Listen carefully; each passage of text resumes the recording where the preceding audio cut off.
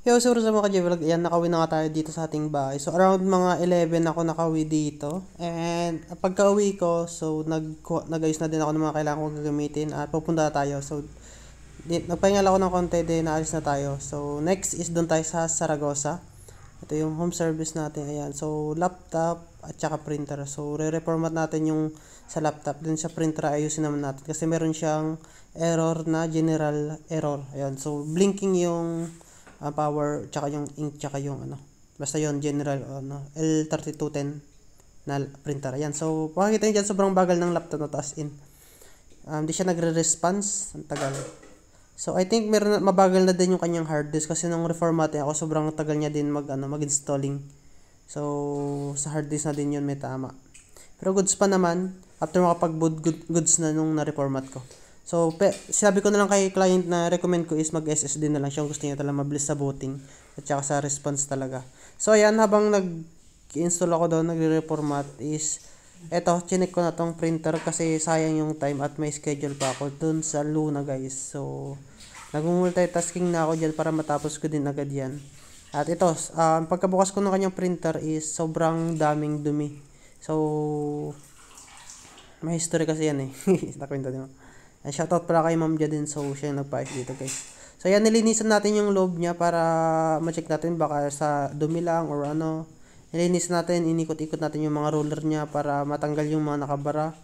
Yan, so ayun, nag-booting na ako dito. Ayan, sinalpak ko na yung aking operating system. Ayan, so dito, sineselect ko na, sineset up ko para mag-install muna yan habang ako dito sa kabila is nag-aayos. Ayan, so ganyan mag-multitask, guys. Habang nag-reformat yun is yung time na available pa naman is gamitin na lang natin sa pag-aayos sa printer. Ayan, so check ko dito, nag-physical check ako dito kung ano bang sira, bakit nagbi-blink yung kanyang mga ilaw. Ayan, so dito binaklas ko na naman yung kanyang scanner at ito, natanggalin din natin yung kanyang side cover. So check ko yan yung kanyang yung gilid, nasa gilid kung okay ba siya o hindi. Ayan, so nilinisan ko din siya.